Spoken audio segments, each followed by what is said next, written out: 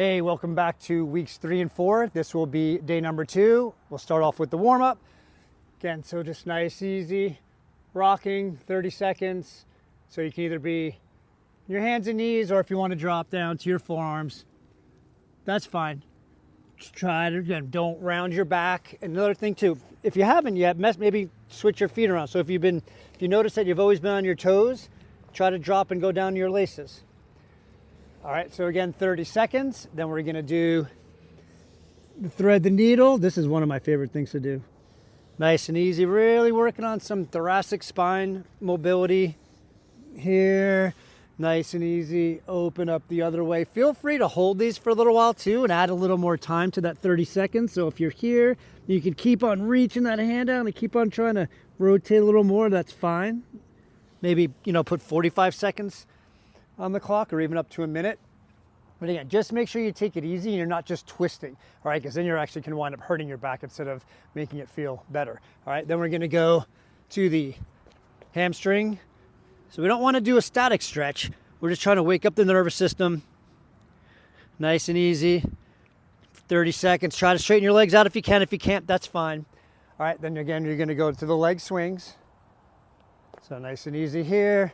Feel free if you want to kind of bring your leg back, but make sure you're not coming too far forward and up. So another thing, and I'm just popping in my head now, that's why I have not mentioned it yet, and this is like the 5th video, is that when you throw your leg up, try not to swing backwards. Try to stay nice and tall like this compared to going back just to try to throw your leg up, right? That's not really what we're trying to do. That's not really working on activation in the hamstring or waking up the hamstrings. All right, so 30 seconds of those.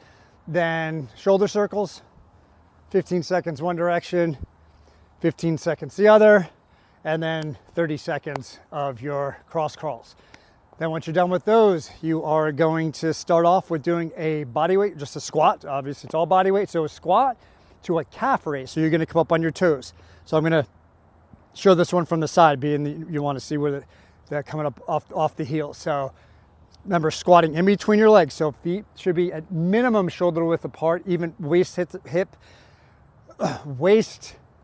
apart, hips width apart at the minimum. You can even go a little bit bigger, keeping your chest up and sitting down in between your legs and not over your legs. All right, so down, and then as you come up off your heels. Push your balls of your feet into the ground.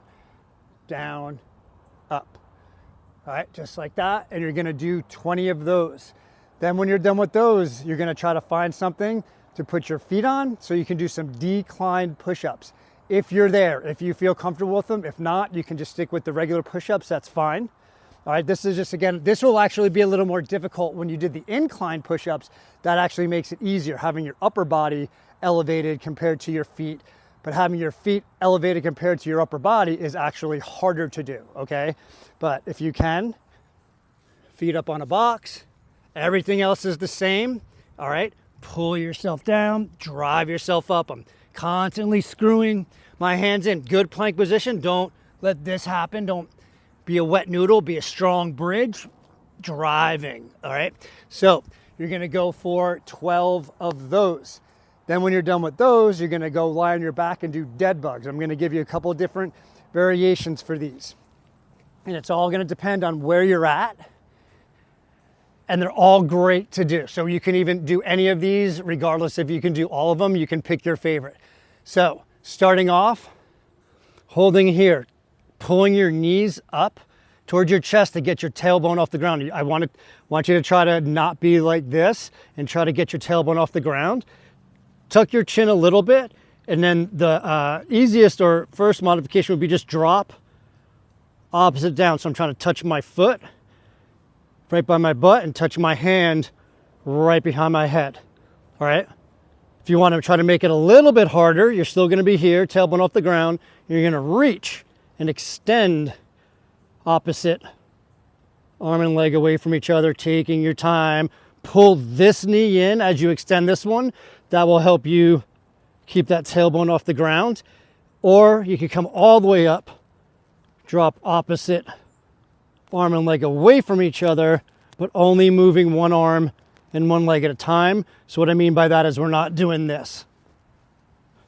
All right, we want to try to learn how to stabilize and move at the same time. So 2 limbs are stabilizing while the other 2 are moving. All right, this is going to be the hardest one to do. So if you struggle with that, then you can go to this one, back to here.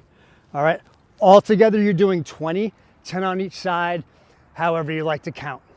Then you're going to come up and you're going to go alternating lunges, 12 each leg. So remember, we're taking a step and dropping down. Don't take such a big step that this back leg is straight. Step, let that, both should be about 90. Both angles in your knee should, roughly 90 degrees.